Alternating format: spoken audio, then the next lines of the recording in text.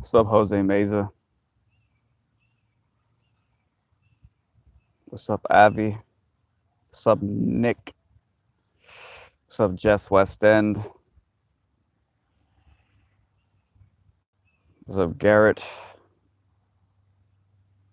What's up, Matrix? What's up, Good Times? What's up, American Man? What's up, Paper Thin? What's up, Adam Wesley? What's up, Gary Crossland? What's up, Q? Oh, God. What's up, Tyrone? What's up, Meredith? Ah, the Globers got some. What's up, Candor? What's up, Black Swan? What's up, Emilio? Says Navaste. What's up, Steven? What's up, Javier? What's up, Theo McGuarty? What's up, Flat Earth Data? Good morning, Globe Skeptic. Would you agree there's a difference between a flat earther, the Globe Skeptic, and the heliocentric? Yeah, of course, sure. Yeah, there's probably a difference between all three of those labels. Tony says moron. Globe Illusion says, hey, Red Pill, what's up, man? Yeah. I guess maybe Tony's an atheist, triggered atheist. A lot of weird, like masochistic triggered atheists sub to my channel and follow. Very loyal followers because they know there's something. They know there's some legitimacy to this globe skepticism thing. So they watch. They watch eagerly.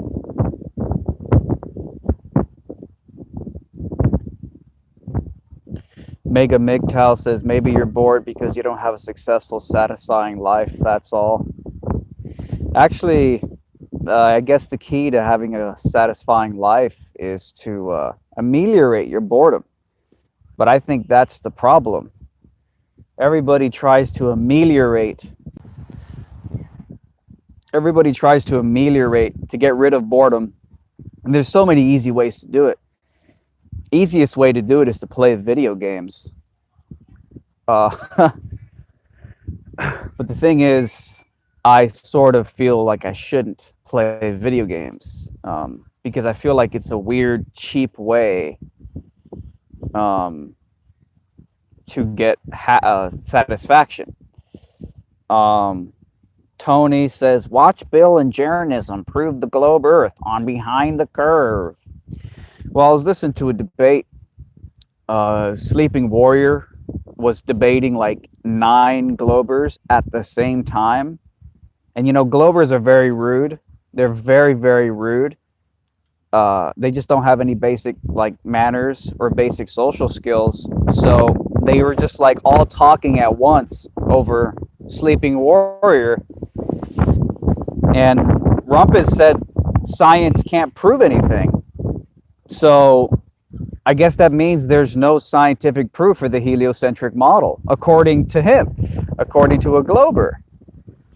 So when you say watch Bill and Jeranism prove the globe Earth on Behind the Curve, well, according to Rumpus, a diehard globe defender, science can't prove anything. So there's no scientific proof we live on a spinning ball. Yeah, I thought science was like really cool and like powerful, but apparently science can't do anything. It's so weird. That, or the globetards are just moving the globe post, as they always do when they're backed into a corner. Yeah, see, Behind the Curve, the only people who celebrate the Behind the Curve documentary as some type of incredible debunking and expose of flat Earth and globe skepticism are just low IQ atheists who, like, here's what it reminds me of.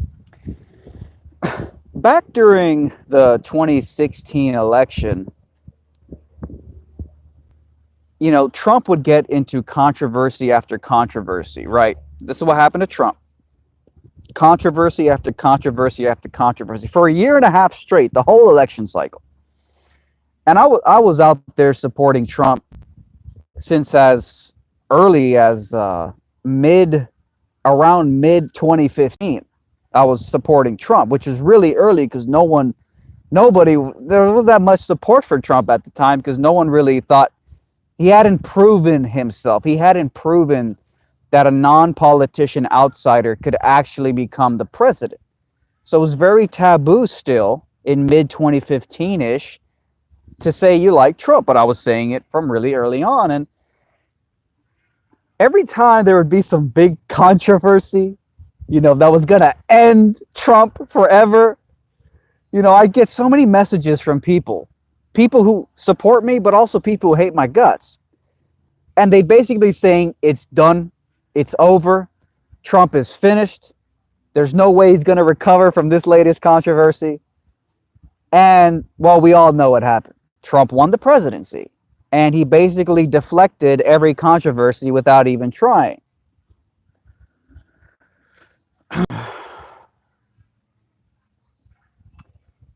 Grab him by the pussy. That was supposed to be the end of it, right? No, and I mean, there's videos, I made videos saying Trump said nothing wrong, and this is not going to be an issue for him. So there's always been people who they take short-term victories and they get really excited about it. And that's basically what I view behind the curve as. You got a lot of people who are just very short-sighted, who get really worked up. I think it's like a low IQ sort of corollary thing. People who are very short-sighted, they think that it's like the end of globe skepticism and flat Earth because some hit piece biased documentary misrepresented the flat Earth debate. And yeah, I think it is a misrepresentation. Maybe Jeranism and maybe Bob from Globebusters didn't get the proof they were looking for. But how many counter arguments to laser experiments were presented in the Behind the Curve documentary?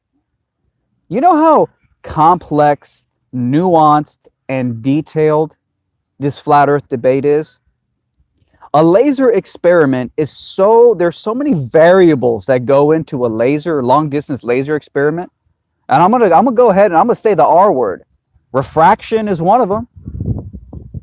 It's so complex, but to summarize it in the way that the documentary does, it doesn't give credit to how deep this flat Earth versus globe Earth debate is.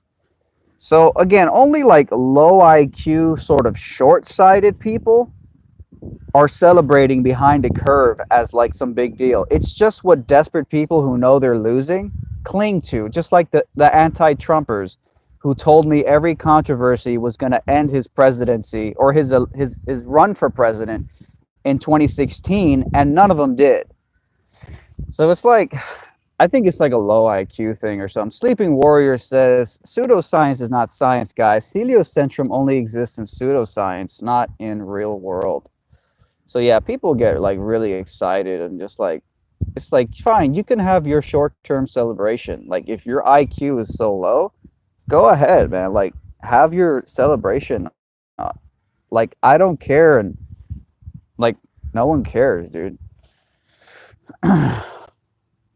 It's just like it's like a fake victory for like just butthurt people. That's all it is.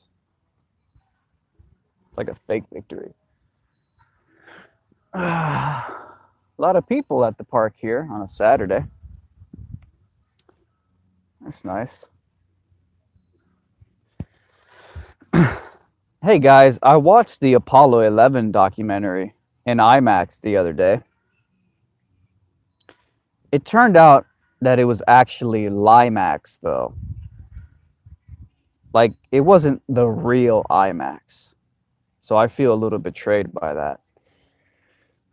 But yeah, I watched Apollo 11, the documentary, and it was a lot of interesting things, but unfortunately, I kind of have to go back and watch it again and do screenshot analysis so I can really confirm what I was looking at.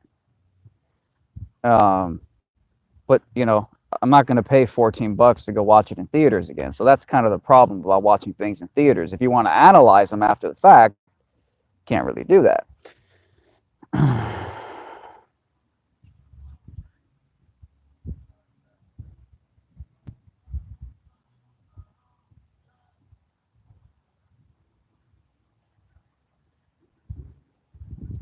Saludos desde Miami. Hello.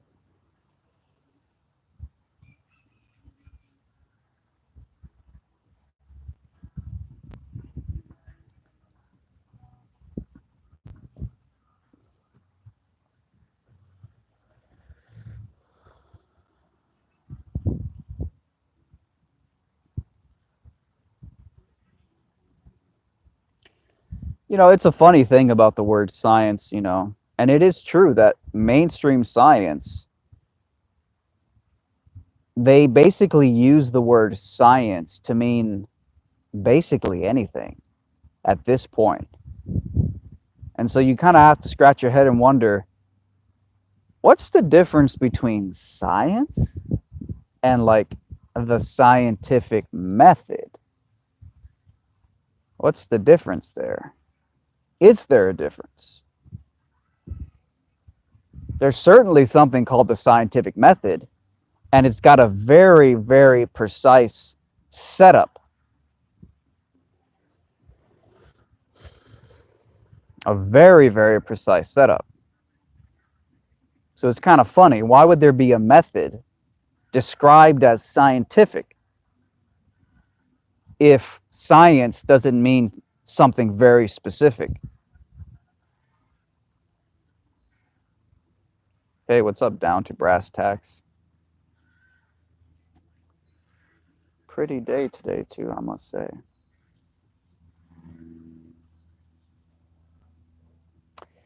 Rickus says, if you are bored, why not look at your own psychology and understand that objective reality is not a debate. Such a high IQ, you cannot see misrepresentations. Well,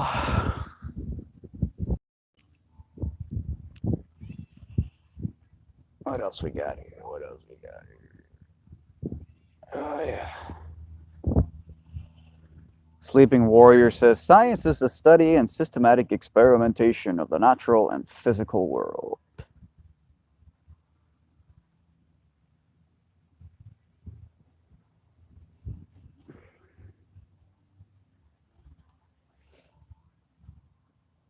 Might have to ban all the incel atheists from the chat.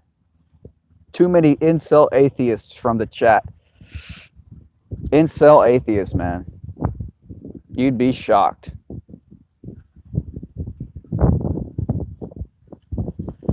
Indeed, indeed, indeed.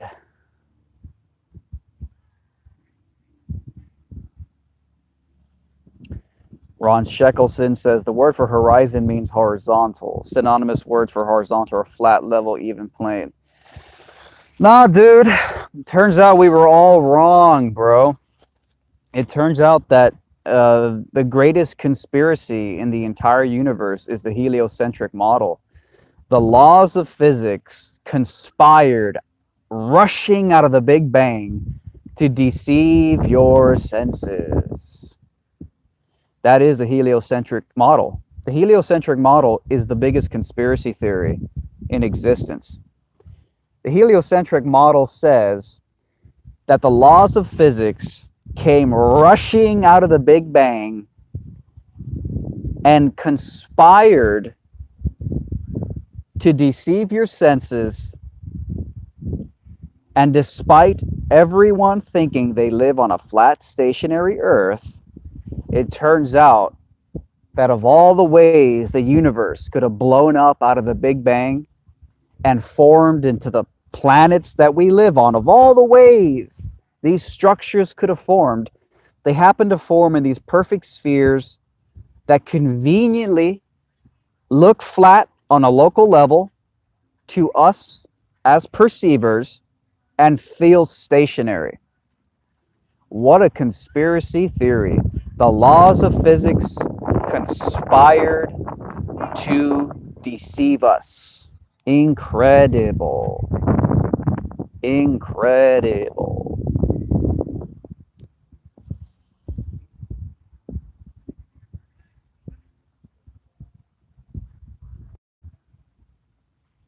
So when they tell you that flat Earth is a conspiracy theory, you tell them that the heliocentric model is a conspiracy theory.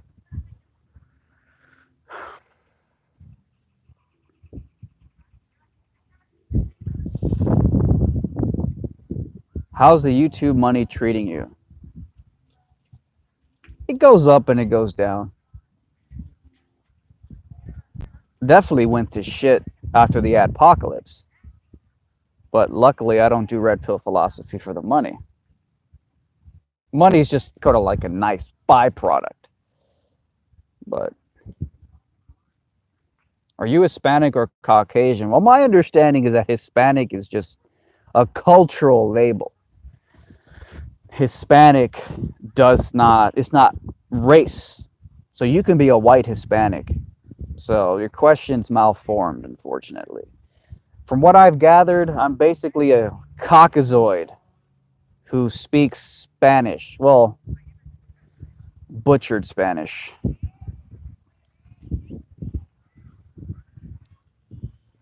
Ah, goody, goody, goody.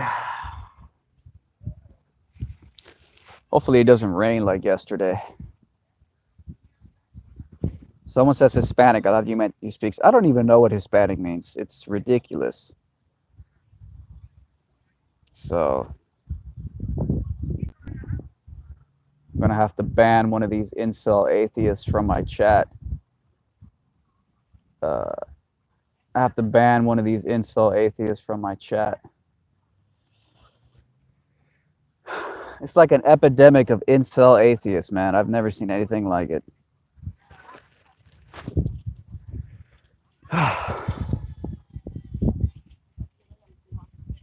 It's an epidemic of incel atheists.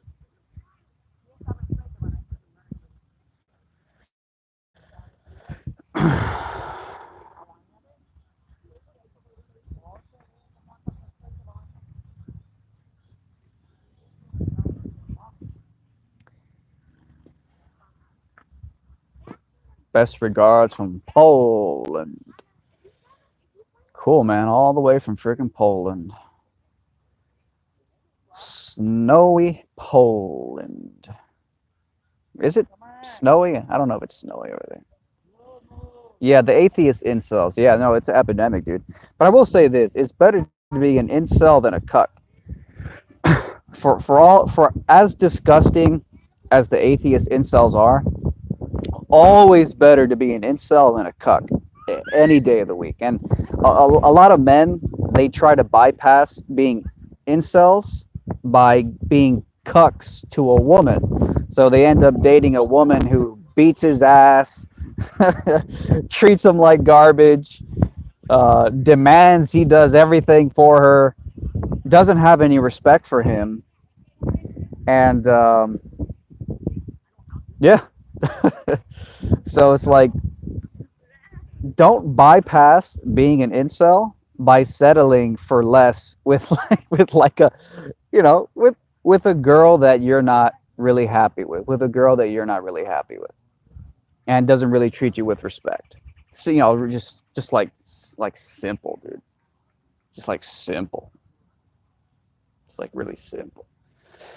So, you know, it's like this weird thing where if all the men who are in relationships where the woman doesn't respect him and basically bashes his soul into a miserable pulp, if all those men said, I'm not going to settle for less and be in an abusive relationship, then there would be an epidemic of incels.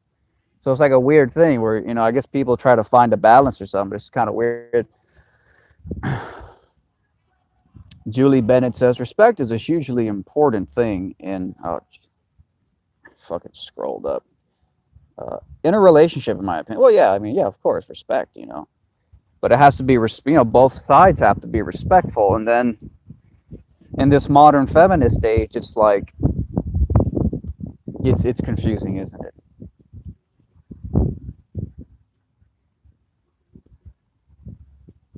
Kid Yay says, can you explain how the earth is flat, but, and that's in all caps, but the sky/clouds seem like they're moving? Serious question. I don't know everything.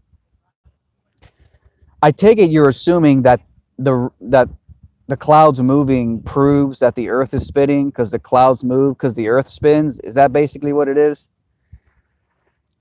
Well, I mean, have you ever heard of wind? That's, you know, Wind will make trees blow. Wind will blow a house away. Why can't wind?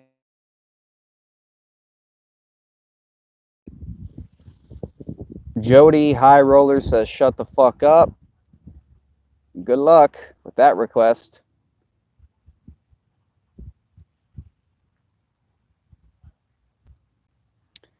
So Rebel asks, Chris, what do you think of the drama between Nathan and Bob? It is what it is. I think it's ultimately healthy. You know, a lot of the globetards, they're trying to take advantage of this, and they're pointing at it like it's the end of flat Earth or something. And to me, it's a sign of health, because the globe is all about consensus. They all have to agree with each other, because that's what they do. They're not actually interested in truth. They just blindly defend the consensus. That's why recently, when it came out that the Earth's atmosphere doesn't stop at 124,000 miles the way they originally thought for decades, but actually extends to 400,000 miles, and the moon is in the middle of the Earth's atmosphere. All the pro-science people just jumped on board, and now they've incorporated this into their reality, unquestioningly. As long as the authority consensus dictators tell you that's what's the new truth, then they accept it. But that literally means that they believed in falsehood for the last few decades, when they thought that the Earth's atmosphere ended at 124,000 feet. So if you believe something that's not true, as far as I'm concerned, you were believing in a religion. You were believing in fairy tale, in fiction. Even if you thought it was backed by science, you were still wrong, and you were believing in falsehood. You had a belief. So, yeah. So it doesn't mean anything.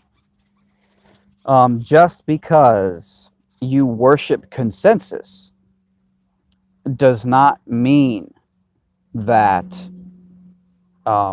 you are you are above belief systems and assumptions and fairy tales. So with flat Earth, you have a lot of conflicts. You have a lot of different opinions. In globe skepticism, you have a bunch of people with radically different views, and it's thriving, and there's so much room for flexibility and sharing new thoughts and ideas. You don't have that in the globe cult, because the entire globe cult runs on consensus, and consensus is all about unanimous agreement. So everybody, like robots, has to shut up and agree. And the moment someone disagrees, like when Neil deGrasse Tyson is on video saying you cannot see Earth's curvature from 128,000 feet altitude with a wide field of view, you have people like, what was his name? Was it Gem Panda? We're doing a live debate. Gem Panda joins the live debate. I bring up Neil deGrasse Tyson's name. I think I was talking about the 128,000 feet altitude thing. And because Neil deGrasse, a consensus authority figure, by the way, said you can't see Earth's curvature from 128,000 feet, what's the response I get? Gem Panda told me, fuck Neil deGrasse Tyson, he can suck my dick. That's a quote.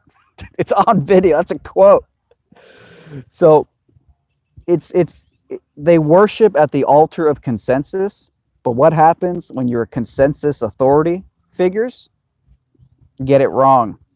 And who knows, maybe he's not wrong. Maybe Neil deGrasse Tyson is right. Maybe you can't see Earth's curve. But I hear a lot of globers saying you can see it from like 30,000. Yeah, easy, you can see, yeah. So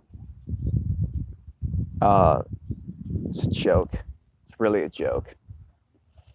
So yeah, as far as I'm concerned, infighting and drama within flat Earth, infighting and disagreements is ultimately a sign of strength. You know, the strength of like high IQ skeptics, just the strength of being like a high IQ skeptic. Just like it's basically like this whole globe skeptic and flat earth thing. It's basically like just a bunch of high IQ skeptics, and the conflict and the infighting and the disagreements, it's just a reflection of like the shocking high IQ skepticism that's just abound in, you know, as opposed to sort of like the low IQ blind faith cult of globe consensus. You know, like, yeah.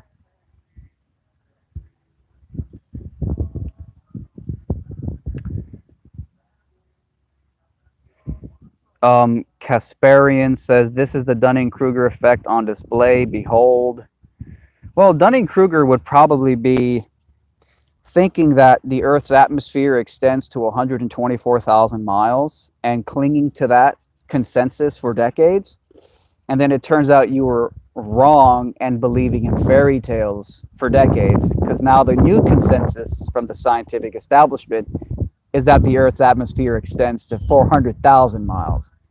So that's sort of like Dunning-Kruger. Like, just because you align with consensus doesn't mean you know everything, but you dumb atheist consensus cult members, you guys think you know everything, and then your consensus gets proven wrong by your own new consensus. And then what happens? And then what happens? Now you have to concede you were wrong, and now you have to believe that the moon is within the sky.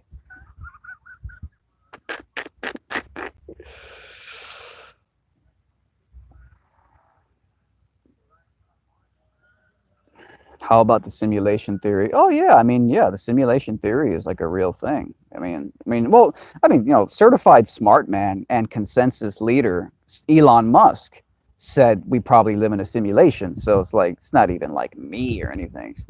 Nick says you're a low IQ noob, RPP. No, I mean, again, I would say low IQ would probably be like thinking you know everything because you regurgitate current consensus, and then the consensus turned out to be wrong, and the moon is actually within the sky according to science now. So that would be probably like low IQ, like, you know, like noob like stuff or something.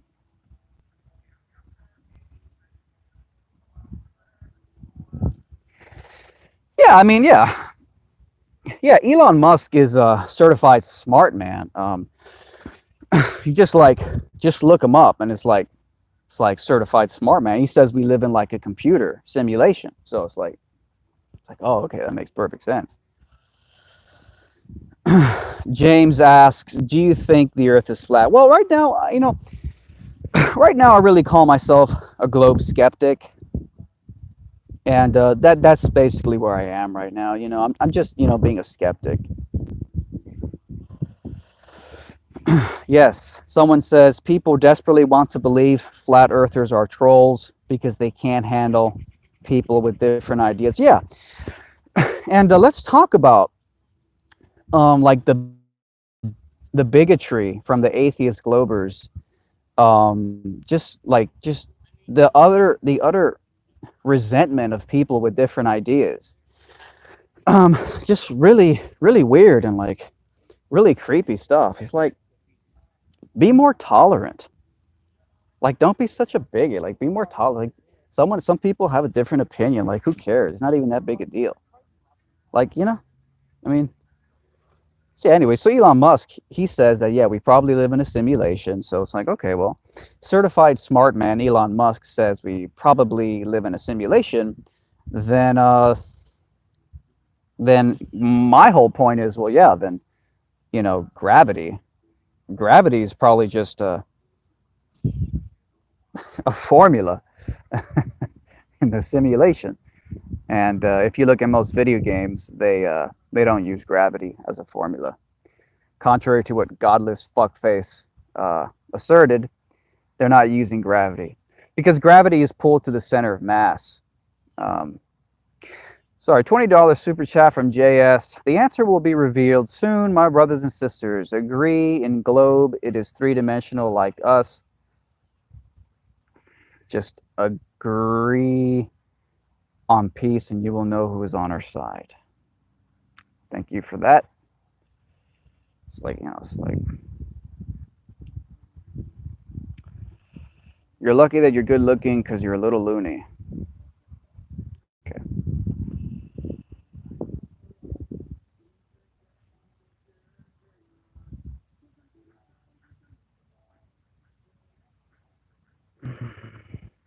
Sorry, just fuck. Anyways, so yeah, most video games are flat, and if you use gravity on a flat surface on a big ass flat map like Skyrim, then the direction that things fall will actually change angle on different sides of the map, depending on where you arbitrarily put this center of mass pull on a flat map. Which, of course, you wouldn't have a center of mass on a flat map because it doesn't make any sense. So,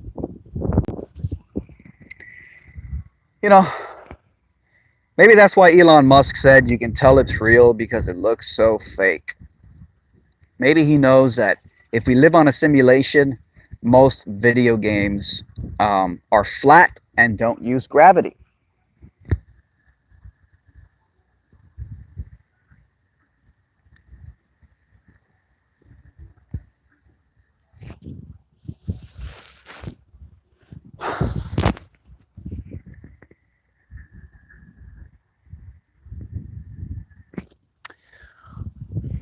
Mustache has been doing really well lately.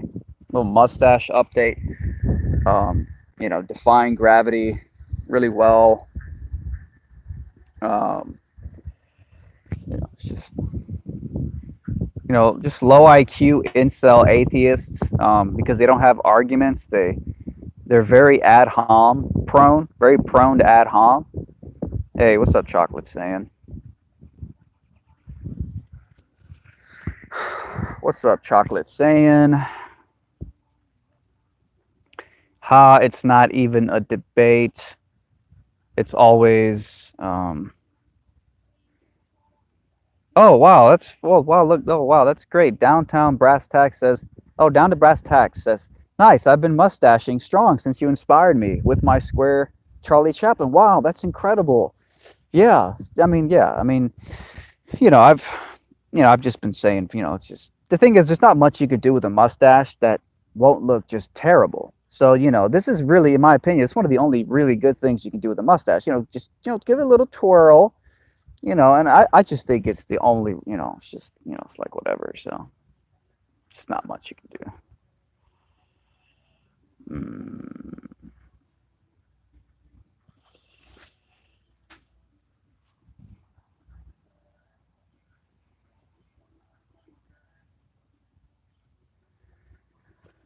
Red pill philosophy, but it can still be the case on a flat Earth. We can just postulate without evidence that it's two massive plates, like the ballers postulate without evidence as a ball attracting stuff. Yeah. No, I don't use mustache wax.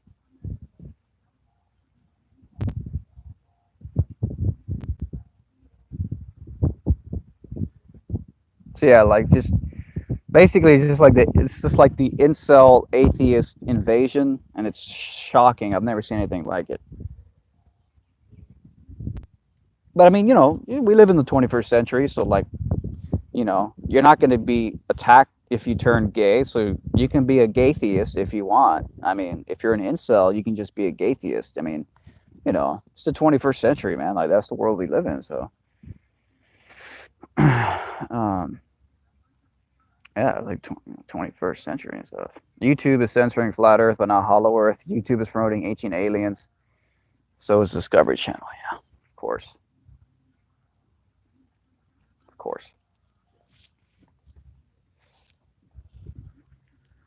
What in the hell is going on today, man? I tell you.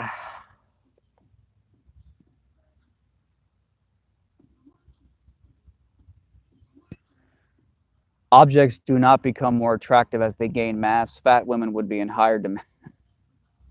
Yes, yeah, exactly. Wow, wow, incredible. Look, oh wow, atheism is the biggest religion. Wow, yeah. I mean, of course, yeah, yeah. Like totally, dude. It's like wow, incredible. It's like I mean, just like so many like it's like high IQ and it's just like. Anyways, so yeah, I titled the name of this video. Um, uh,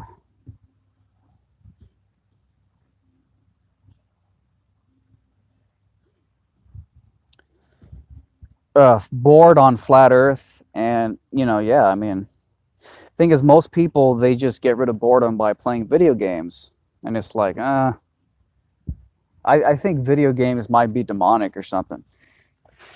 And I know that's a controversial one. Look, if you play video games and you like them, I'm not judging. I'm just saying for me personally, um, you know, there's a lot of drama lately because a lot of people are saying that a lot of modern video game companies, they they have what the hell is it called? Not downloadable content. But basically, a lot of modern video game companies, people accuse them of having like gambling-esque elements in them, and that video, is like, you like the video game. Some of these modern video games by these very big game production companies like EA. There's a lot of controversy because they say that they're freaking scientifically designing the video games to suck as much cash out of you as possible. Oh yeah, that's right. They're called microtransactions, and a lot of people are like bashing games, saying, "Oh, the microtransaction system," and they're trying to suck money out of you, and they're making the games nowadays to be like a form of gambling, basically. Where they try to incentivize you to drop a little bit of cash, you can get a little short-term reward, and it's like, yeah, but every game since the history of video games is like that. I mean, why do you think video games have like, entertaining little sounds, like when Mario gets the mushroom, little fucking high-pitched little sounds and little flashing colors on the screen, and he gets bigger, and it's all been designed since day one to make it as entertaining as possible. And making it as entertaining as possible means it's going to basically be somewhat like a crack addiction. Why do you think they add colors and flashing lights? And why do you think when you level up in an RPG, they obviously the games are made to entertain you and to suck you in. So And I think that from day one, they have had incentive mechanisms in pretty much every single video. Incentive mechanisms in every video game. That's the way they're designed. You play enough hours in a game, you level up your character. And your character gets stronger. And,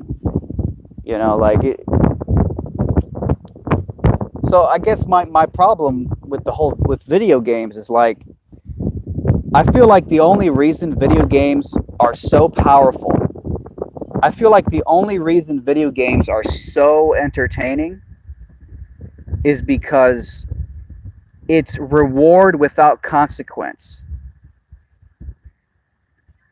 Video games are reward without consequence. And if you think about it, that's not how real life is. We got multiple people saying they're playing video games as they're listening. Video games are reward without consequence. In a video game, you can suspend your disbelief. You can go into the virtual world. You can fight gangs. You can save the princess. You can kill monsters. And because you suspend disbelief and you actually think you're in the video game while you're playing it, you are totally immersed. Because think about it. You have every reason to doubt. You have every reason to not be immersed in the video game. You're sitting there in front of a screen. If the screen turned off, you'd just be staring at the wall. There is no vast world in front of you. You're just in your room, sitting there staring at the wall. If you look down, you see the controller in your hand or the mouse and keyboard. You're not actually firing a firearm. You're just clicking buttons on a mouse, pressing buttons on a keyboard. You're not actually doing a sword swing and chopping things to pieces. You're just smashing buttons. So when you play a video game, you suspend the disbelief and you allow your mind to be immersed into it so that you can enjoy it, and you will actually get excited and full of positive emotions as if you're actually conquering things. But there's no consequences to it. In real life, if you tried to go fight monsters, there'd be a real chance you're gonna fucking die. And you wouldn't have fun doing it. Think about it. Why would you ever have fun fighting monsters? You should be terrified. Fighting monsters in real life should be a last resort.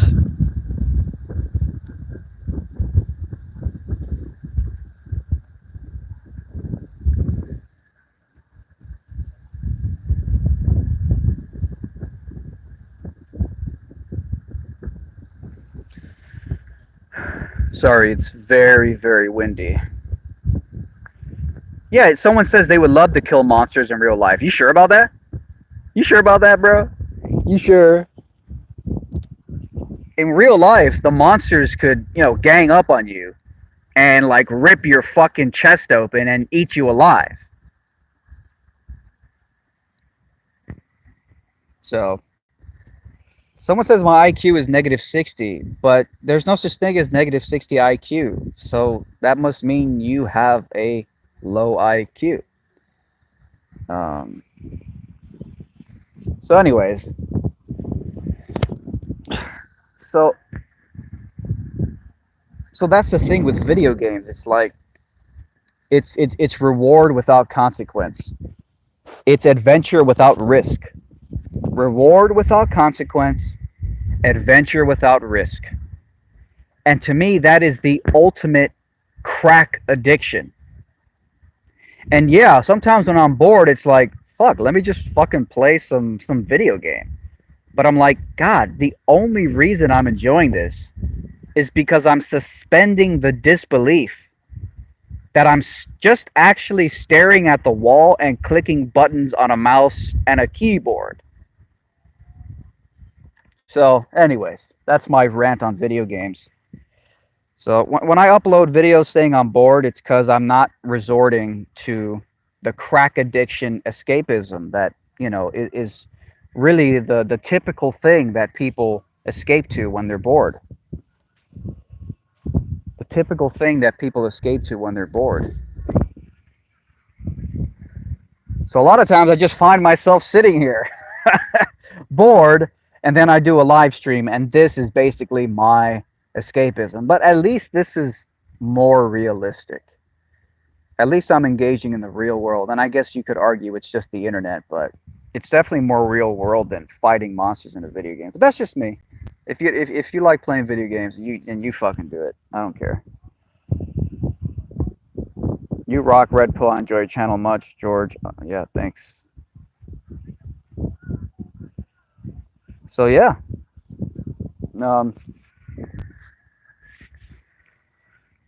but I wasn't surprised to find out that incel autistic atheists have really low EQs. I wasn't surprised to find out that autistic incel atheists have really low EQs. I wasn't surprised. EQ. If you guys don't know what EQ is emotional quotient. It's basically a score measurement of basic interpersonal skills, your ability to socialize and understand emotional cues. Um, and I wasn't surprised that a lot of incel atheists have low EQ scores, very low EQ scores, because they lack basic interpersonal skills, including the ability to read social cues like sarcasm and irony. And so I was really amazed by that. That was really fascinating.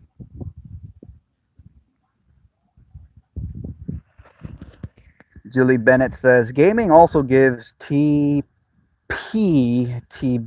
a mechanism to the powers that be, a mechanism to control the adrenaline of men. Perhaps ensures they aren't out using it on them, using their brain. Yeah, I mean, fuck yeah. The whole system is designed to neutralize men. That's what corporate feminism's for. Corporate feminism is literally just for that. You got people like Brie Larson, whatever the fuck that Captain Marvel feminist person is. She's just out there saying, "I fucking hate white men. White men, fuck white men." It's like that's what corporate feminism is for. And notice she's not up there saying "F you minority, F you person of color," because the white liberal elite, they're only worried about white people taking the power away from them. They're not worried about minorities. That's the white liberal supremacists. So it's only anti-white because that's the only one they take seriously. It's so racist.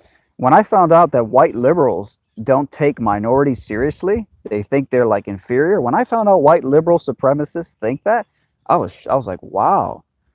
I didn't know that the people who claim to be fighting racism are the most racist. I was like, wow, that's wow.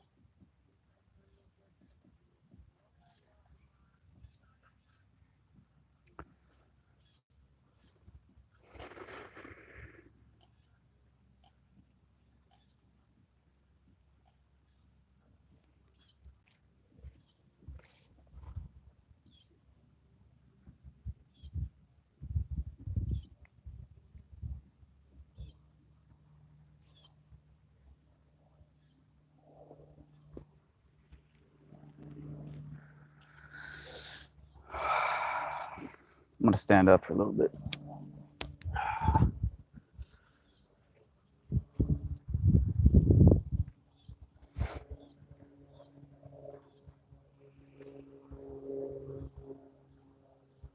What's up, Sophie? Sophie says, hey.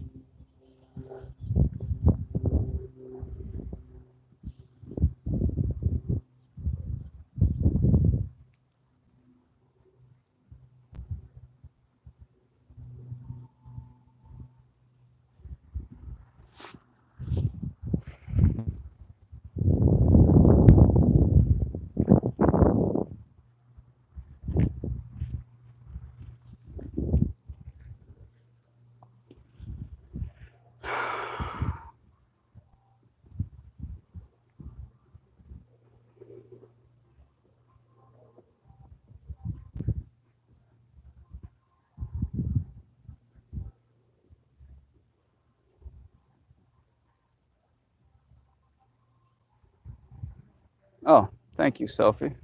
Appreciate that.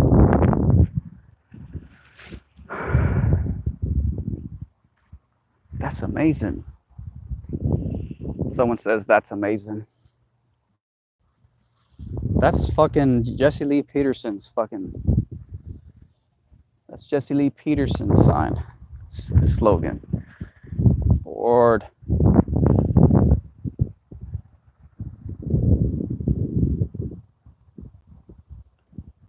A lot of low IQ incel atheists in the chat today. I did hear that atheists are obsessed with me,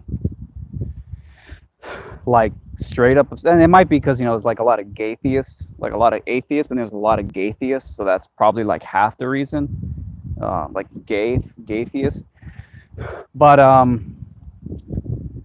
yeah, it was very interesting, and yeah, it's just like I don't know, it's just like low IQ or something. It's like low IQ, shocking low IQ. But yeah, now the latest thing now is that I'm a Poe. That's the latest one. They say that I'm a Poe. Um, I guess Poe means somebody who isn't, somebody who's basically a troll, somebody who's basically trolling.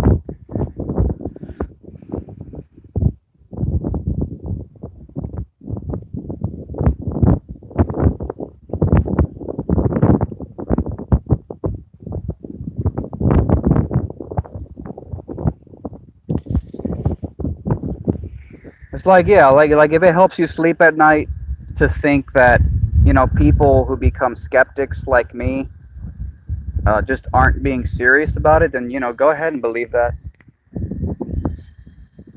Where are you that it's so sunny? South Florida.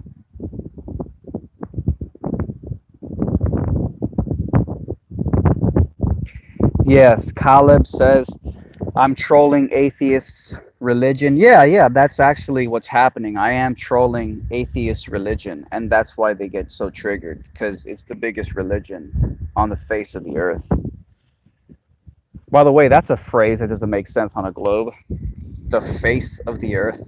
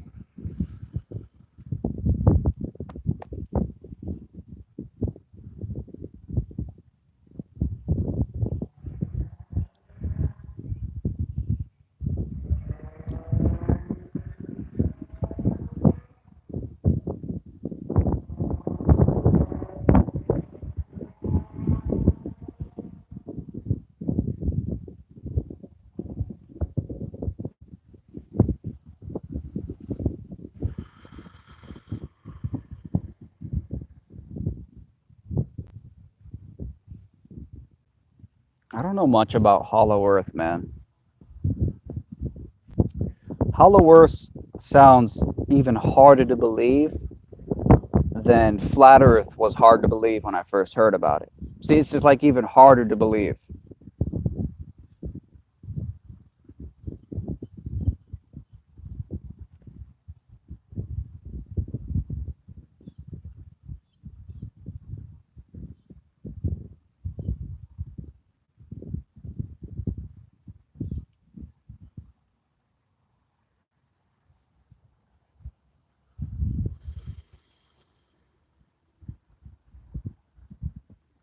But yeah, EQ is really interesting. It stands for emotional quotient, and I found, and what I've come to understand from my interactions with low IQ incel atheists is that they have really poor like socializing and interpersonal skills. That's what EQ is. It's emotional quotient.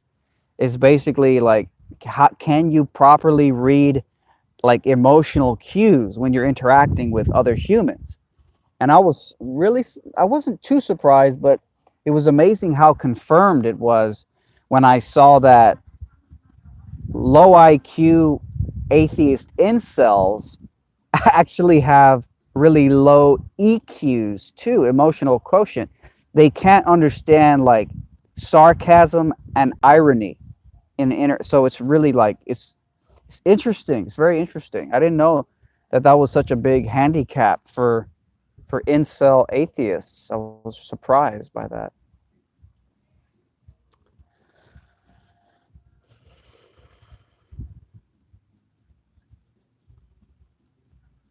Yeah, low self esteem as well. That's a big one. Yeah, for sure. Tony Robbins told me to love myself. Now I'm pro white. Could you imagine that? It's like in what part of Tony Robbins self-help tapes did he nuance love yourself, accept your white skin? Don't love that part. It's like, if you have high self-esteem, then you're probably gonna you're gonna be classified as a fucking racist by the modern left's definition of racist.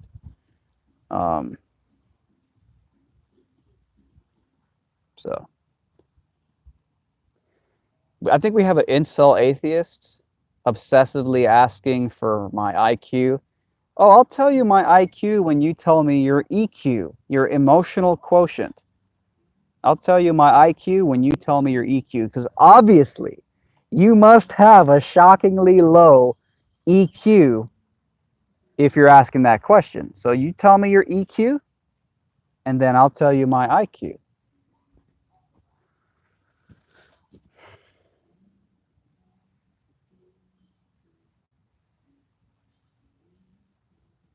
It must have a basic inability to understand emotional cues like sarcasm and irony. So imagine that. Oh, he responded, he has no EQ.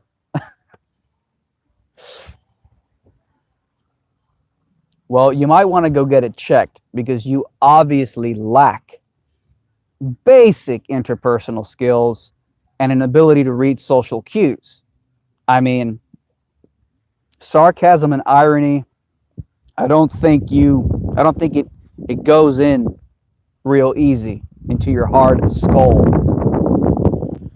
But when you get back to me with that EQ, I'll let you know what my IQ is. But I have to know your emotional quotient so I can gauge how to answer your question based on the level of emotional handicap that afflicts you. You know what I'm saying? Like the level of emotional handicap that afflicts you. So please take a EQ test, emotional quotient, which is a measure of your ability to have basic interpersonal skills and your ability to basically read social cues. What's up, Flat World Logic? What's up, Peanut Butter? And then we can talk about IQ once you can confirm that you even have basic like social skills and that you can understand sarcasm and irony.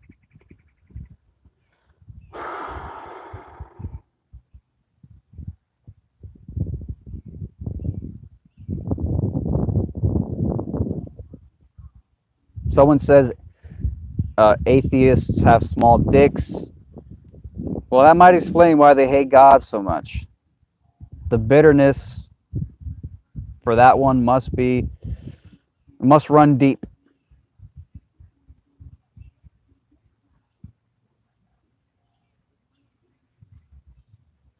Someone says I'm too stupid to understand science. Yeah, and that would basically mean that you're too stupid to, because you're not actually pro-science, you're just pro-consensus. So you stupidly believed that the Earth's atmosphere ended at 124,000 miles, which is what's been the consensus for decades.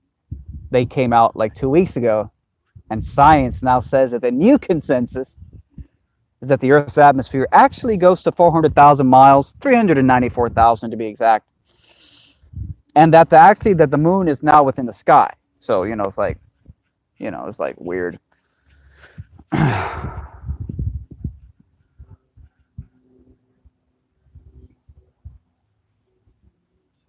So when you guys get back to me with those EQ scores, we can talk about IQ scores. Because I know these low IQ atheists, these incels, atheists,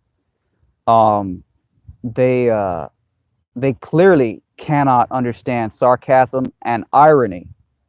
That's why they can't stop asking questions about IQ, because their EQ must be so low. It's like incel autistic, like atheists, basically.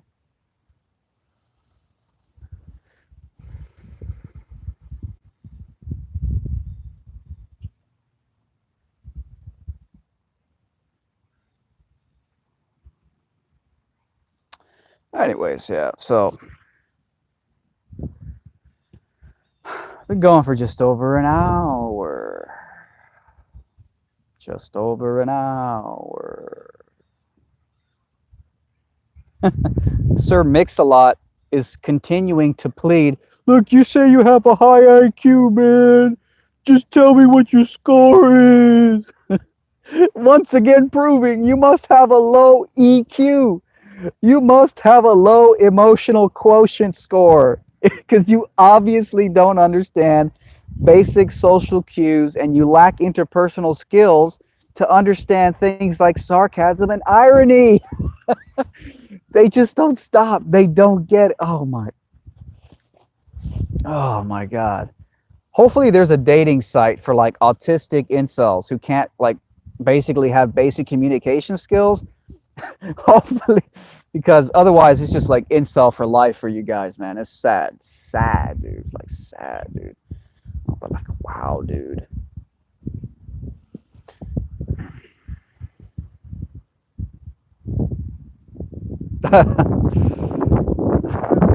It's just like it's just is what it is, man. Oh my god, they don't have this EQ, dude. Just get that EQ together, man. It's fucking crazy, dude. Fucking EQ, man.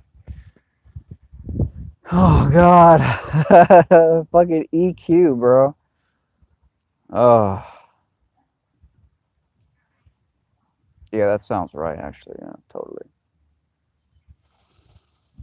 Hmm.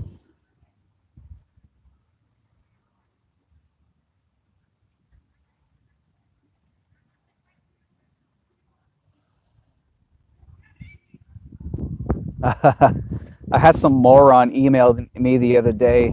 He's like, "What's your IQ?" Again, another shocking example of a low EQ, inability to have understand basic social cues, like sarcasm and irony, like just like basic human communication. And I basically asked the guy for his EQ score, and he pulled out some number and said, "This is my EQ score," and I just didn't believe it. You're gonna have to show me some type of certification proving, because what I found is that like 80% of the atheists that I ask for their EQ scores, they don't even know what EQ is. That's how like stupid they are. So it's like crazy shit, man. It's like crazy. Um, so just present the EQ score with a certification, and then we can talk about whatever you want. But you can't even begin to entertain somebody who's like socially retarded and can't even like have basic communication skills. So it's like where do you even frickin' start? People come out here and fish. It's like I don't know what kind of fish you're gonna find in this fucking lake, but unless you're fishing for ducks or something. Fishing for ducks.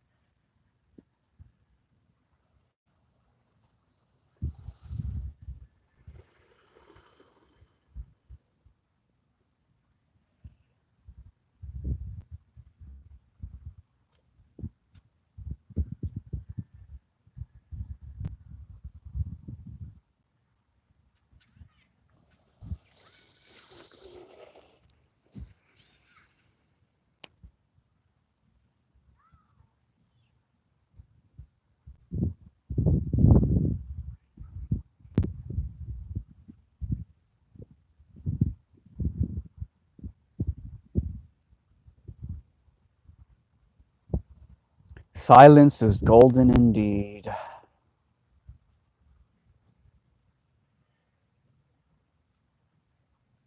I should make it a ritual to spend at least 1 hour every day in pure silence. Close the door, pull down the blinds, pure darkness, pure silence. That's basically meditation. Um, it's basically meditation, but that would be interesting. Probably just a good thing to do overall.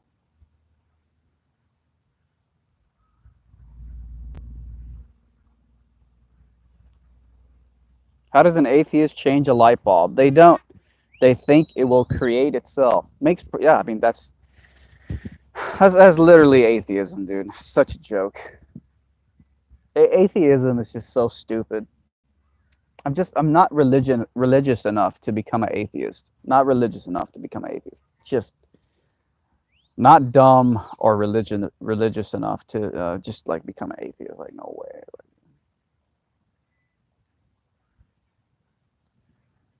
Just like I'm not gonna get into the discussion. I'm not gonna explain to you guys the whole shocking high IQ explanation for why. Because atheism is a good word for it, but it's really physicalism is probably the more precise term to describe the religion that atheists abide by. It's really physicalism. I'm not going to get into it again. I've done it too many times, and I don't want to hurt the brains of any of the low IQ incel atheists currently in the chat. So I'm not going to I don't want to expose them to just headaches aren't fun.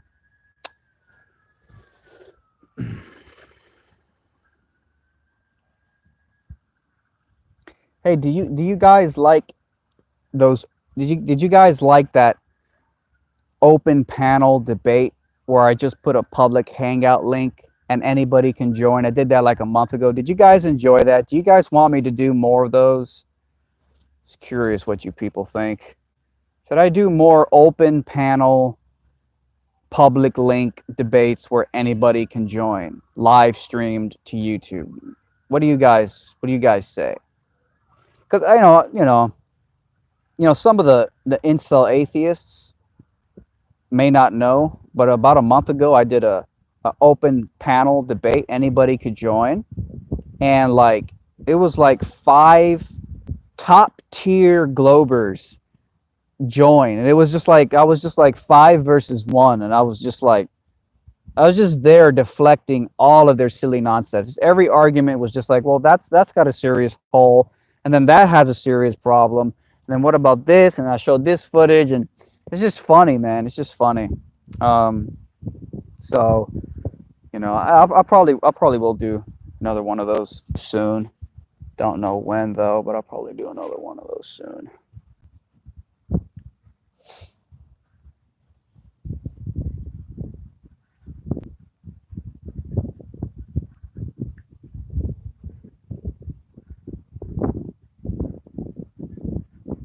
I think we have an atheist asking, "Who do you debate at Chickamuck?" No, let's see. Soundly was in there. Red's Rhetoric jumped in, but he only said like one sentence and left. It was kind of weird. Gem Panda was in there. Some other guy, forget his fucking name.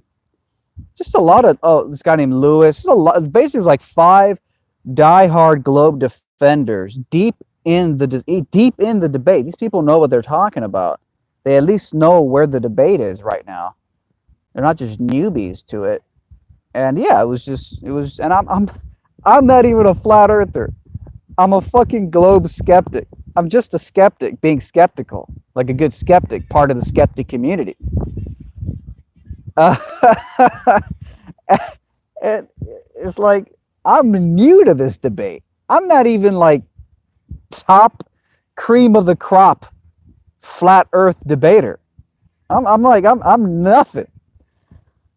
But so it's just, that's the problem. I mean, there's no conclusive proof we live on a spinning ball. There's literally zero conclusive. What's up, Ranty? There's zero conclusive proof we live on a spinning ball. Maxine says I'm like Owen Benjamin. So there's zero conclusive proof we live on a spinning ball. So no wonder they have trouble persuading people. No wonder there's such a beautiful explosion in the skeptic community right now. The skeptic community is just expanding so fast because of all these globe skeptics that are coming along. It's beautiful, like to see skepticism like everywhere.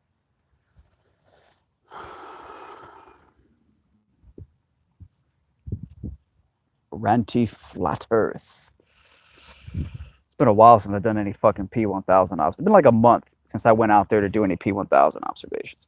I might go back. Maybe this week I think I'll go back to see what happens. Just you go out there and it's wild out there. Staring at, I mean, it's Ranty, you know this. You know, it's really something. Going out and staring at the horizon is quite something. Studying the horizon for hours and hours is quite something.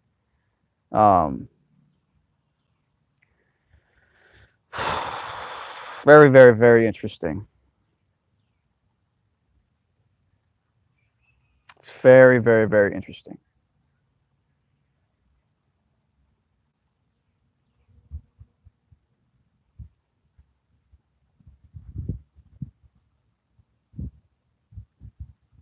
Someone says they'd like to see me debate Vegan Gains. That would be funny. He's not a flat earther, last I checked.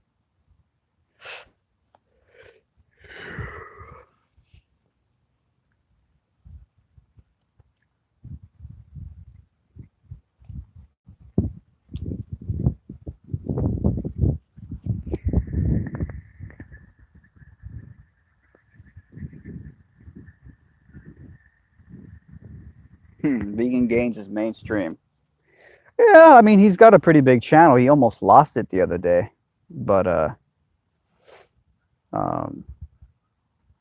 don't even know how he got it back. I think you just have to fucking cause enough of a circus online, and eventually YouTube will cave to the pressure.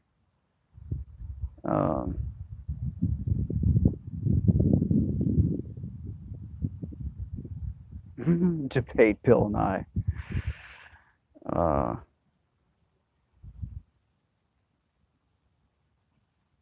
Yes, I've seen one of Vegan Gains' videos on Flat Earth, and he basically said, he basically came out with all the garbage arguments for Flat Earth, all the trash arguments, the elementary arguments that everybody makes when they've not really looked into the debate very much. Ranty Flat Earth says he has a superb test going down Monday using drones, infrared, P1000 lasers, infrared laser, and a fishing boat, and a skipper to do fishing, two-way radios. Wow, that sounds fucking epic. Yeah, I've heard you mention it a couple times. Should be interesting. We shall see. We shall see, won't we?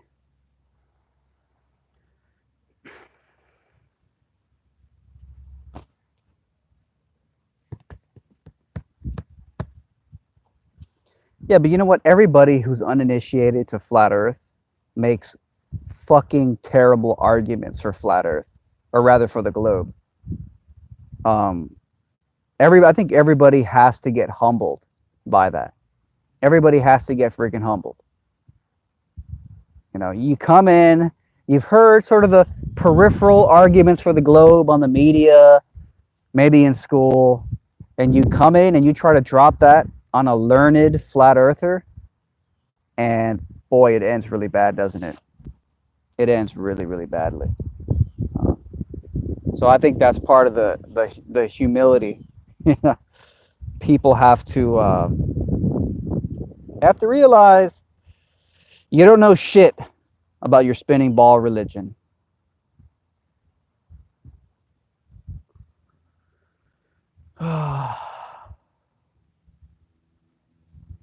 Might rain on me any moment now. It started raining the other day. Just started fucking pouring on me randomly. Sucks. You know, it's like, it's funny, if you get your cell phone wet, like, you're fucked. You have to pay for a completely new cell phone. Because they basically say, well, it wasn't our fault. You shouldn't have dropped it in the bathtub. You shouldn't have dropped it in the pool.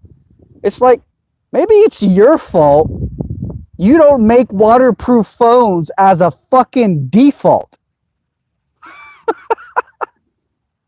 Think about it. It's the 21st century, bro. You could do so many things with a fucking phone, but they don't make them waterproof as a default. It's not my fault that I fucking stuttering here.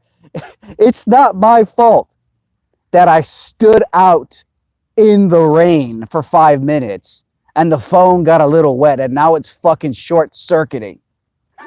It's not my fault. Maybe it's your fault that you don't make waterproof a default standard for all fucking phones.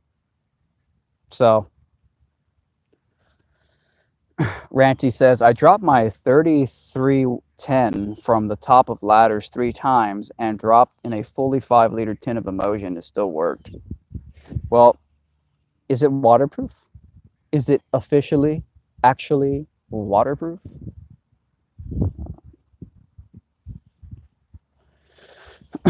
Like, do they mention that it's waterproof in the official specs?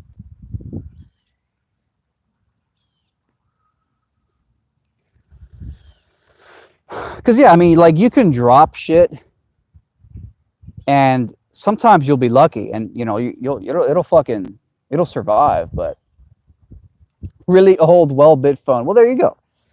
Imagine a really old, well-built phone, and then nowadays with these modern phones that do so much and are worth hundreds of dollars, and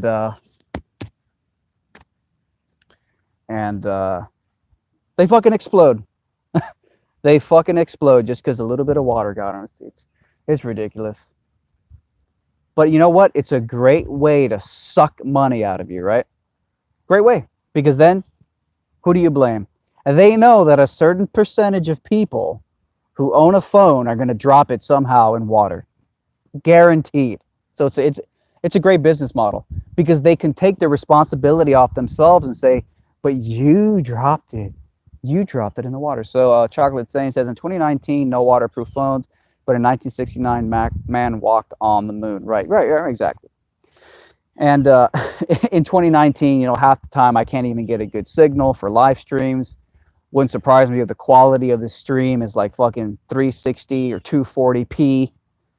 But we can definitely go to the moon.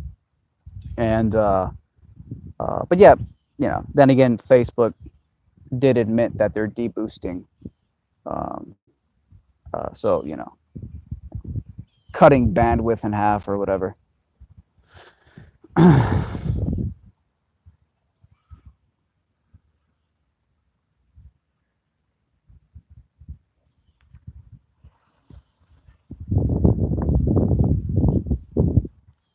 It's turning out to be a fucking decent stream here. 1 hour and 20 minutes long.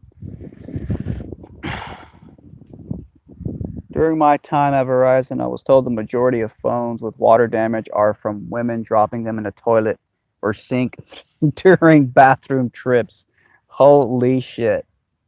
Holy shit.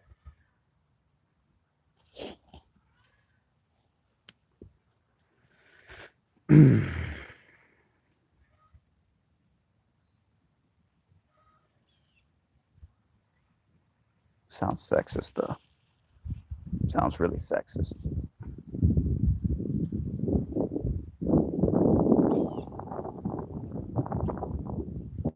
Let's think about doing some live streaming over on YouNow. Let's think about doing that. Just to see what would happen. Just to see what the live viewer count is like. Because, you know, with Facebook basically caught deboosting ideas they don't agree with, you know, you always got to be suspicious.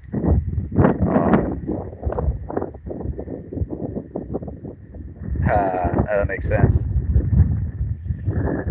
Sophie says, I will leave you now. Good luck to you, Chris. Okay,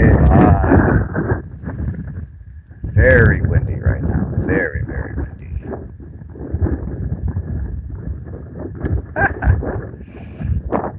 That sucks. Oh, well, that sucks. I'm sorry to hear that.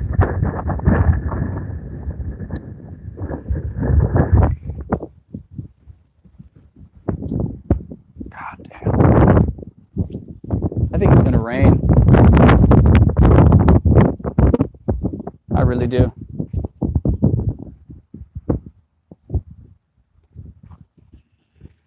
Let me check something here. Not top chat, but super chat. Nope. All right. Good, good, good, good, good, good.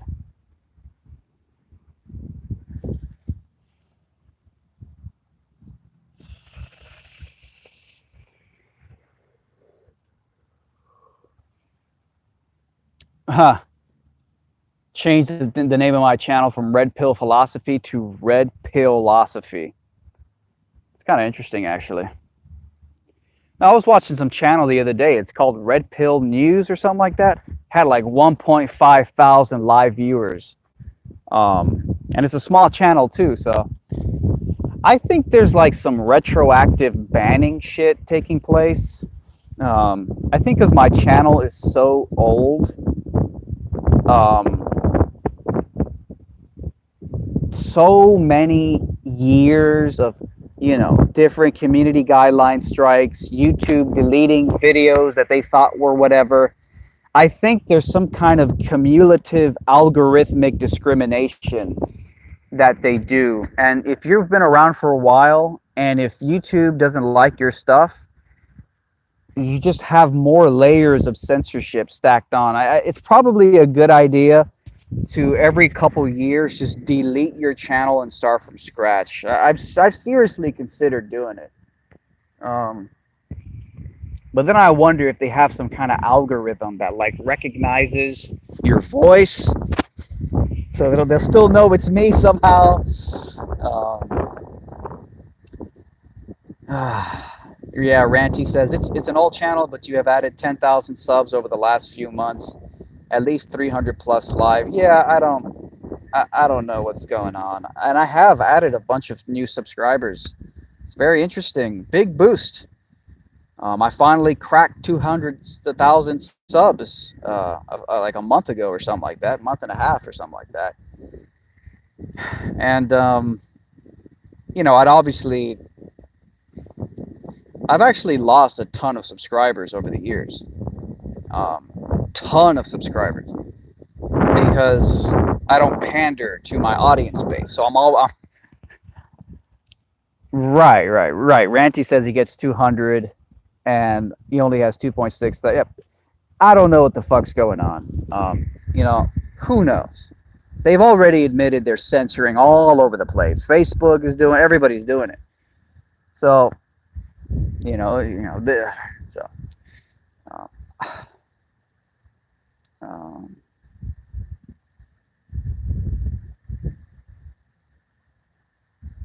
Oh, trust me, yeah. So, yeah, they're doing so. I don't know what the fuck they're doing.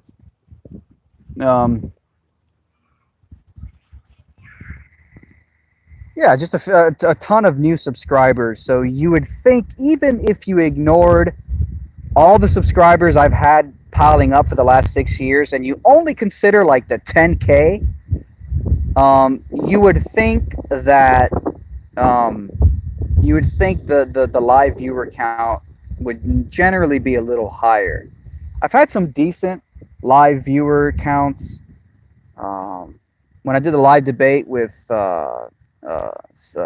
Godless Engineer, I peaked at I think 600 live viewers. Again, you would think that a live debate, one-on-one, going at it, you know, with 208,000 subscribers, you would think that would get a little more than just 600 views at its peak, live viewers. You would think that, that might, but so we'll never know. We'll never fucking know. So Channel Q says, well, not if you bought those subs. Well, I didn't buy them. So somebody says they have 0 subscribers and they have 200 viewers when they go live. Owen Benjamin gets like 6,000 views and he has a similar channel size.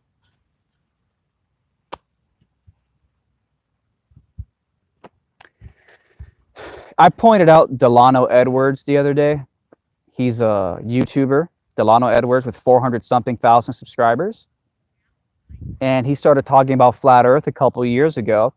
And he eventually released a video saying, guys, I'm starting a new channel from scratch because I'm not getting any real views or engagement here on this channel with 400,000 subs.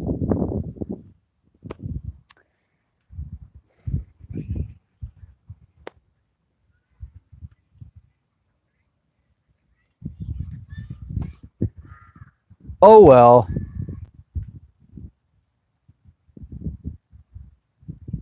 What are we going to do? Owen Benjamin is really new to YouTube, I think. So when your channel hasn't been around long enough to pop up on YouTube's radar, to get community guideline strikes, to get videos deleted for hate speech or whatever bullshit they come up with, I think because you're new, you're not really on YouTube's radar enough, so you're not being shadow banned.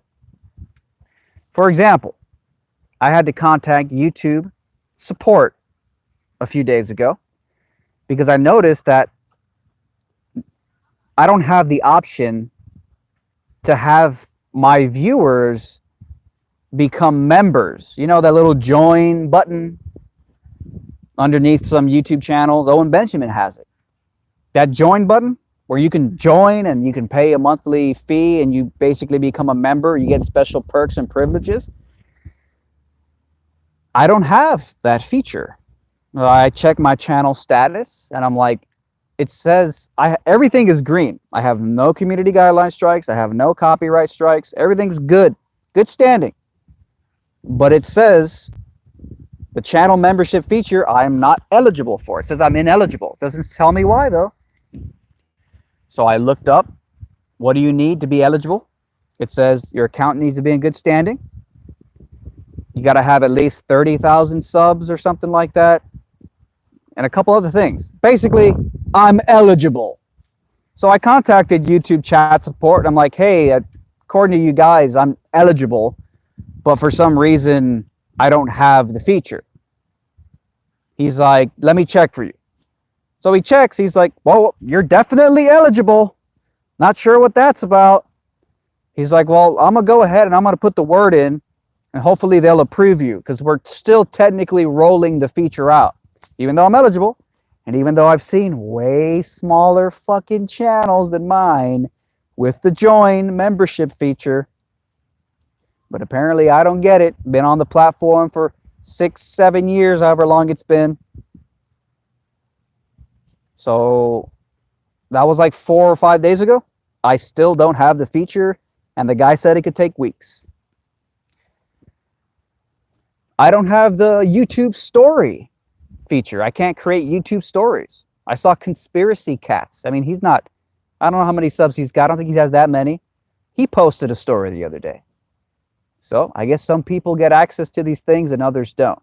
And who the hell knows why? But they, so it's just like whatever. It is what it is. I think the Tim Pool podcast. Tim Pool was on Joe Rogan Experience podcast a few days ago, and he was talking with Jack Dorsey and that feminist female lawyer for Twitter. I think that was a bit of a turning point. I think the very fact that Jack would even do it is a bit of a turning point. I think that big tech is going to give in soon. And they're gonna stop this algorithmic censorship. It's happening. It's gonna come. It's gonna take another 2 years, I say, but they're gonna stop it. And my only question is, when they take away the shadow banning, are they gonna forget little old me?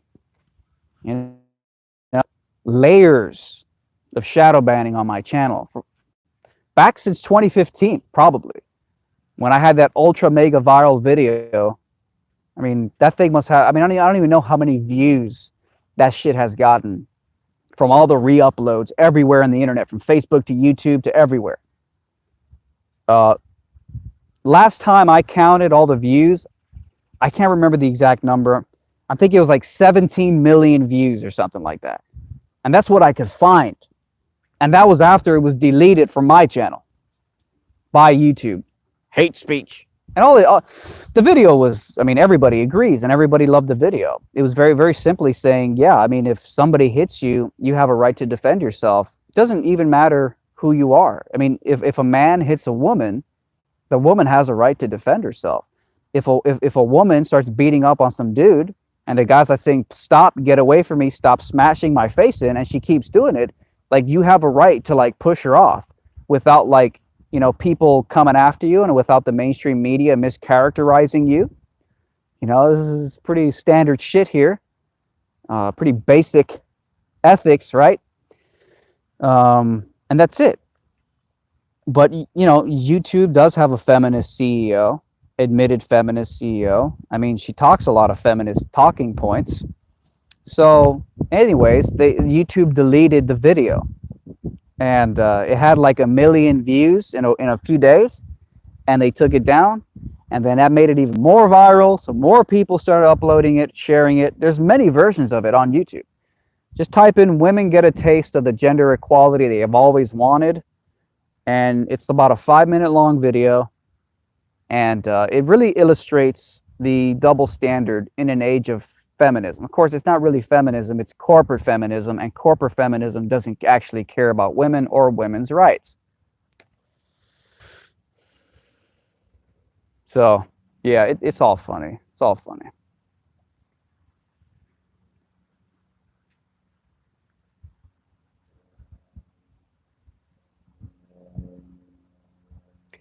Julie Bennett says, women are getting away with some awful behavior based solely on their gender. Well, I mean, there are double standards. There's no doubt about it. There are double standards in this corporate feminist age. And so.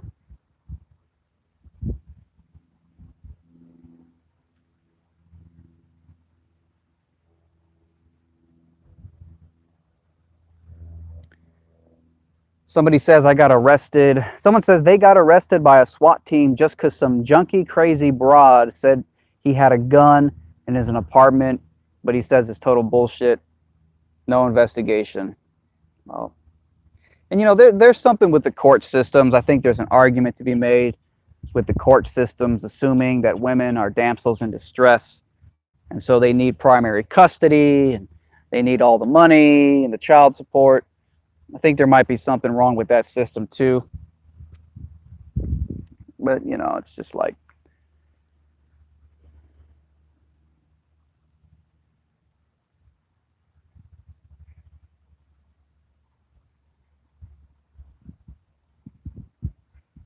someone asked, where in Miami are you located? Yeah, I'm just gonna give you my fucking just GPS coordinates.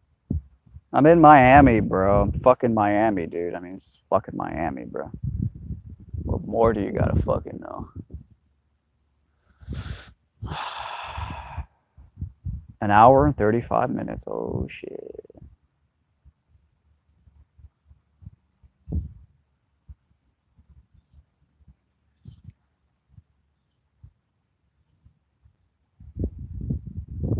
For me, the biggest part of the whole feminism thing is simply that just women are not going to like you for being a male feminist. In fact, the best way to get women to not like you is to become a male feminist. I mean, straight up. And that's why you see so many cases where male feminists get charged with sexual harassment because because they can't contain themselves. They can't contain themselves, and then they realize that, wow, being a white knight, um, desperately pandering to a woman, um, isn't gonna work. Isn't gonna fucking work. And in fact, it turns out that they don't even like it. Channel Q says, why do you think you can speak for woman? Are you a woman, Channel Q? That's the first question I have for you. Are you a woman?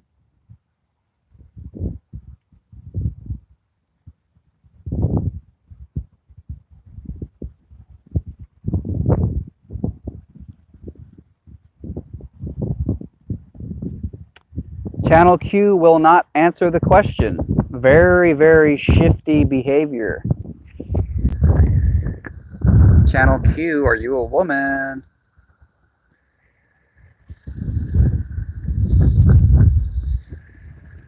Channel Q won't answer.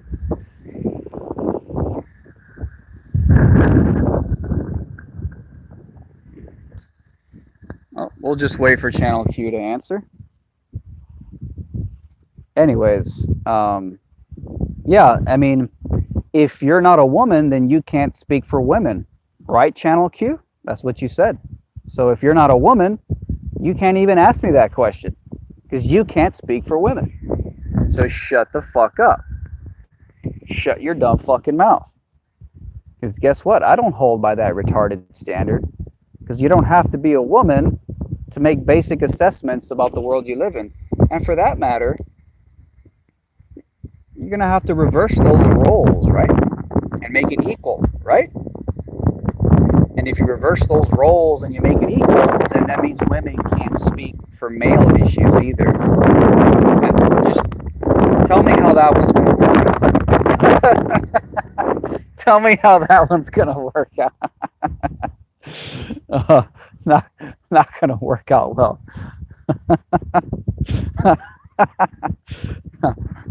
Anyway, so I have a feeling Channel Q is not a woman, and thus you have no right to ask any questions about women. Okay, Channel Q? Why don't you just get out of here, man? Just get out of here, dude. Don't talk about women.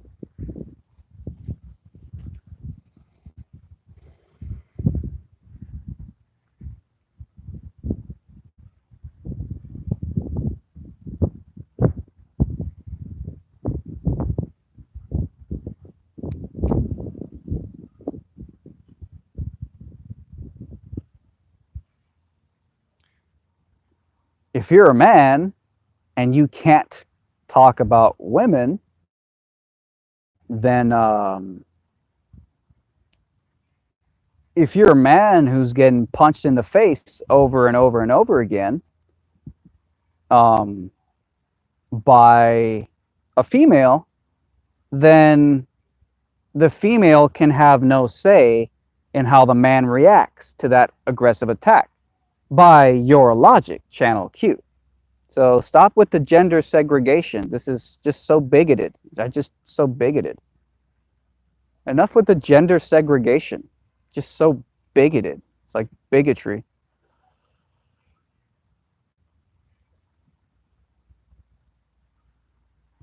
Channel Q claims to be a female, but I'm far from convinced.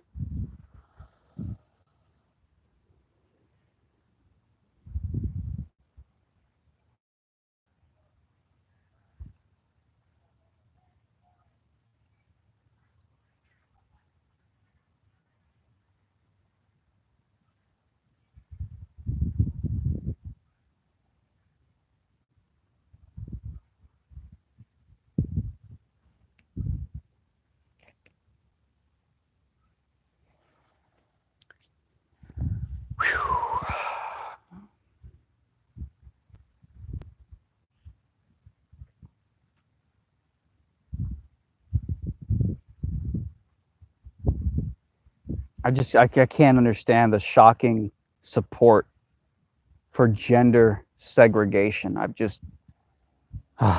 Men and women should be equal. We should They should be intermixed in the workplace. There should be more women in male spaces, but Channel Q is sitting here arguing for gender segregation. Like men can't speak about women issues and vice versa. Like that's so regressive. Like we need to be progressive and like move to the future. Like progressive, like gender inclusion, not gender segregation. Channel Q. You got to stop arguing for gender segregation.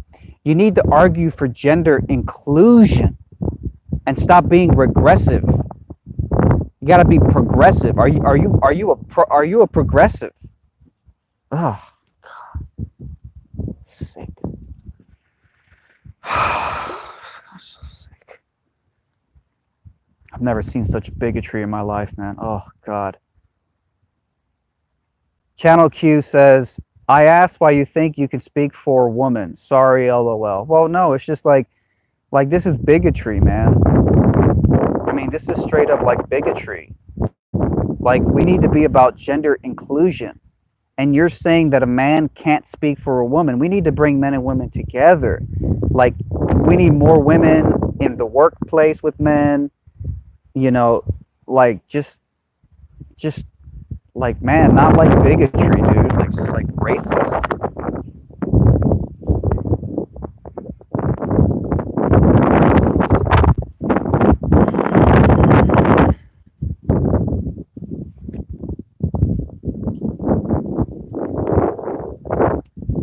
Wow, going on 2 fucking hours.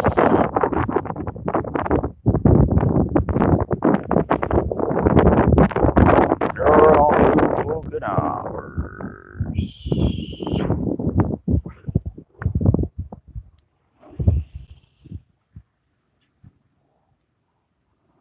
Channel Q says, you were just suggesting that women should be punished for wanting equality by being beat up by...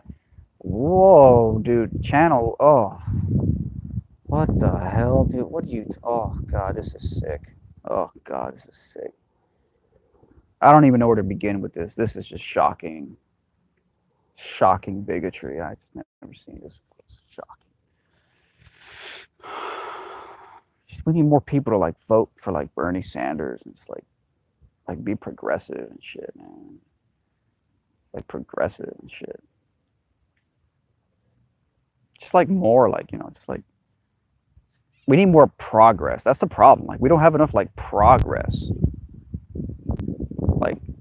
Like you know, like progress, dude. Like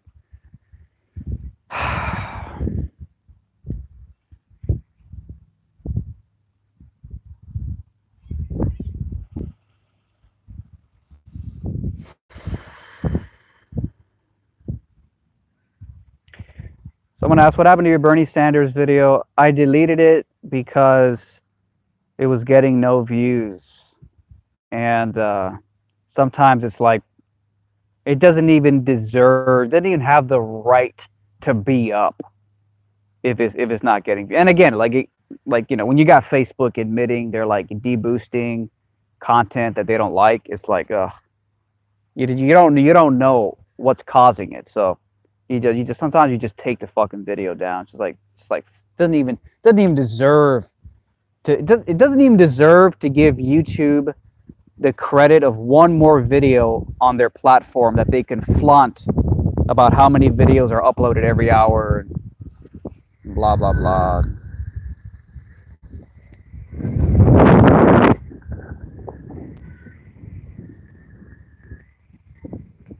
Yeah. Sorry, let me take a look here. No, not chat hidden, you fuck. There you go. Live chat.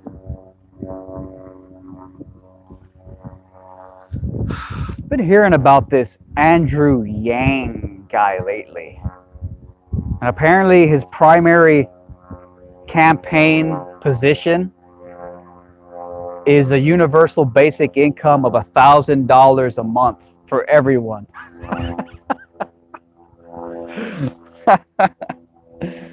$1,000 a month for everybody, And that's literally what he's running on. Universal basic income, $1,000 a month. So I find that very interesting. I think it'd probably solve a lot of problems. I don't support like communism and forced taxation, but it's like, dude, people scraping around for pennies just to pay the bill at the end of the month is the cause of so many problems. So many of the world's problems are caused by people scrounging and scraping around to pay the rent at the end of the month. Like, you have no idea how many problems are caused by that mad dash economic rat race. But I guess the question is, who's going to give the money out? I mean, I'm sure there's a few billionaires out there who got so much money that they can probably afford it. They wouldn't even notice it. So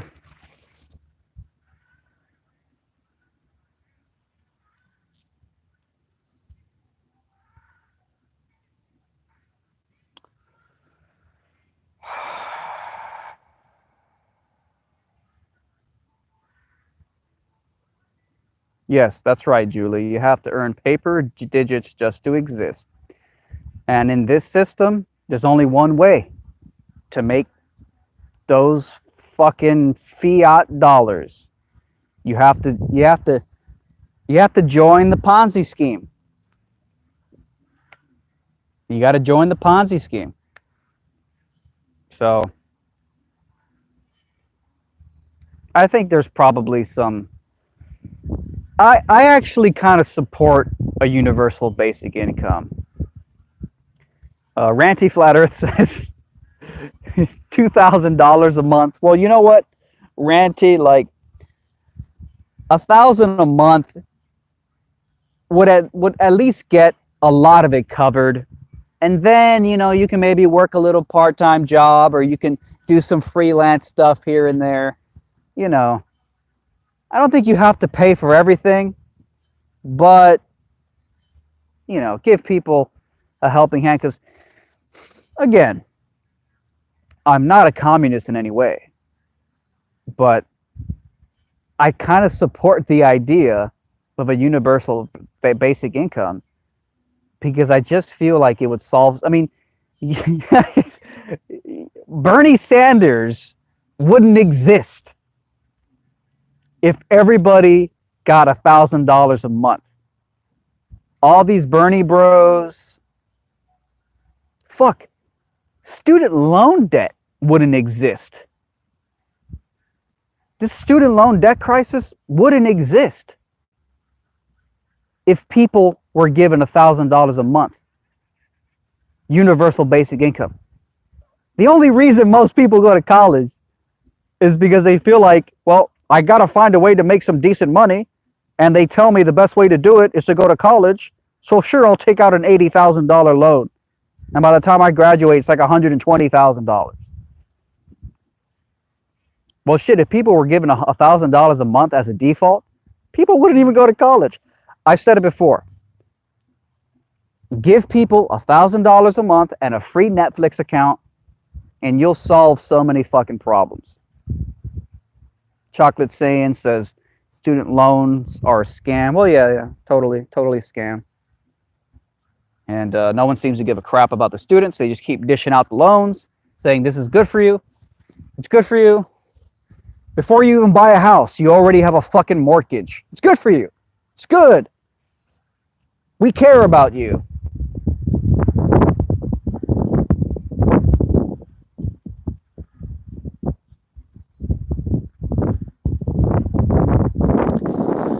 So in some ways, I do support a universal basic income, but it's got to be done in a certain way. I think it has to be done voluntarily. With some billionaires need to get together and be like, look, we're filthy rich. The space doesn't exist. So we might as well stop wasting all this money into rockets. Like Trump said, rich men love playing with big rockets. A couple billionaires come together and they're just like, you know what?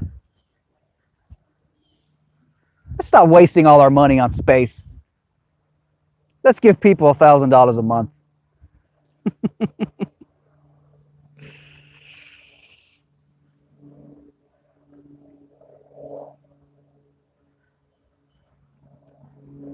Well, we've been going for damn near an hour.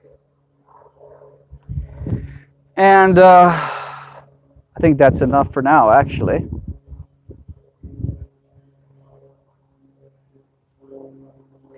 Well, thank you for tuning in, everybody. Thank you for everybody who made it through the deboosting, shadow banning algorithm. Facebook was recently caught. They have an algorithm called deboosting, and it literally censors people. It actually, if you upload a video to Facebook, it can actually, they have a program that actually analyzes your voice and transcribes it into text, and then analyzes the text transcript for any buzzwords that they don't want on their platform, including the phrase red pilled. And the deboosting, what it does is it cuts your bandwidth down. They use micro annoyances. So if you try to post a comment, it will not let you post the comment. It'll be like error, and you'll be like, what the fuck? And you fucking type it again, error, and you just get so frustrated, you just give up. You just give up. So they use little weird tricks and things like that to deboost and censor. So, but again, I want to say thank you for everybody who made it through the censorship algorithm. And all right, guys. Well, I'll talk to you guys soon. We'll see what happens.